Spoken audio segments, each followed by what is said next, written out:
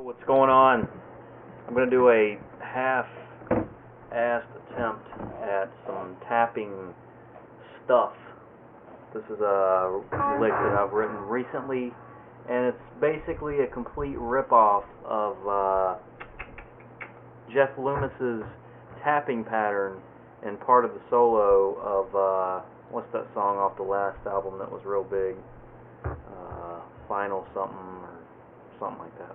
Anyway, it's like the one where he's like, or whatever.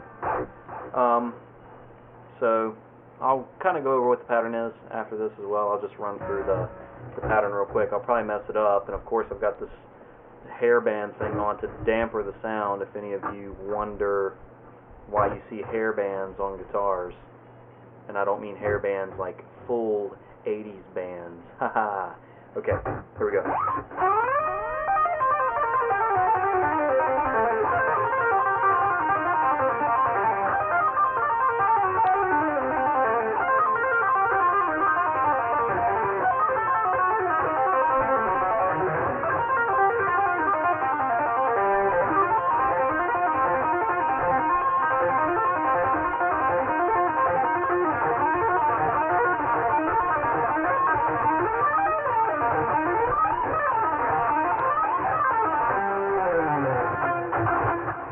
I really messed that up, but I just got home from work and I'm not warmed up. Kudos. Okay, the tapping pattern, it's kind of like 8 notes before the pattern actually repeats. And I'm dropped down to B, so if you're in standard or anywhere between, it's not going to sound the same on these frets. But let's see, we're going to go with the 15, 17, and 19th fret. Okay, on the E and B strings. Those two.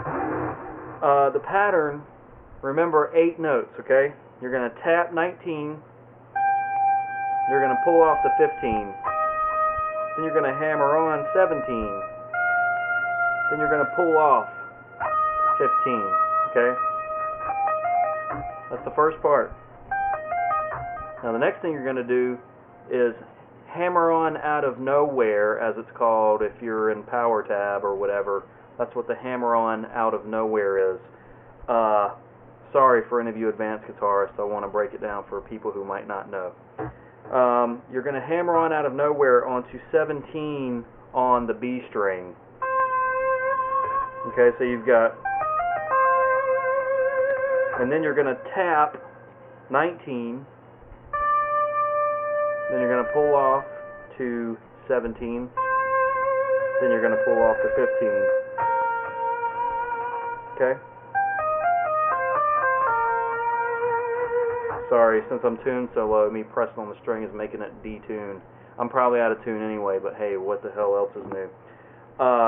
So that pattern, it's going to feel weird when you first start doing it. Don't get frustrated. Don't get confused, and don't, think I'm never going to be able to do it just because you can't do it right now and it's a new pattern and blah blah blah. Just keep working at it. When that song came out, that Nevermore song, and Jeff Loomis showed that pattern, when I first tried it, it was awkward. It was a different pattern, so don't let it deter you. But it just repeats, and I pick my own scale to, run it over, whatever. So that's the basic pattern. So I just go, then I do it again, then I do it again, one more time. Alright? You can apply it to anything, The second part, I think, is some kind of pentatonic jazz. And then I go to a diminished pattern. Oops. And then back to this thing. And the next part is just something that I made up after sitting around kind of, in a Greg Howe phase. I'm really digging him right now. And Fabrizio Leo, I don't know if y'all know who he is, but look him up. And it leverages sweeping and tapping and legato and string skipping and hammer-ons out of nowhere and all that crap. I'll do it real slow. You can see what I'm doing here.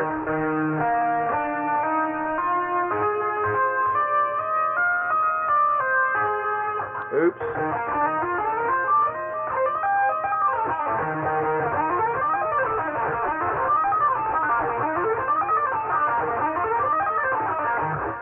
Sounds like crap. Anyway, it's like a pick, pick, pick, hammer on, tap, tap, slide, then hammer on out of nowhere, hammer on, tap, pull off, pull that shit off, tap, slide down, pull off, pull that shit off, pick. Alright, so it's like